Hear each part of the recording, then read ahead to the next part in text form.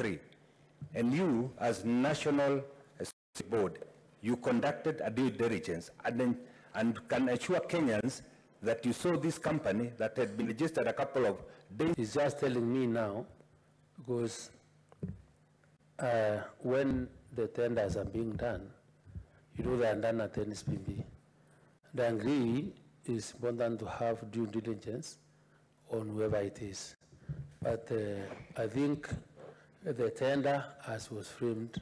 Bonus, yes. Yes. And because now you are not the one who issued the tender, Yes. the chair now directs that Joe, the SPB MD, to answer those questions relating to those tenders. Please. That's I have no relationship. That was my question. Okay. And I rested there. The direction. My question goes to National Serious, because they are the ones who procured. And Waziri has alluded to the fact that you did due diligence. I would be interested to know a company that was registered on the 16th of July 2023, how it can be allocated such a great big volume. What due diligence did you do, and how did you even ascertain that a company that was just registered the other day had the capacity to deliver, and that in good quality?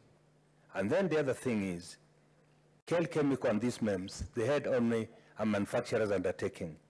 Why was it not wise to give Kel Chemicals instead of giving a tenderpreneur a go-between? Thank you.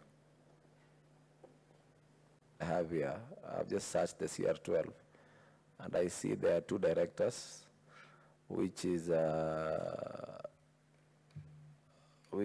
this gentleman called Collins Ngetich, Kipchumba Ngetich, and Peter Orwa.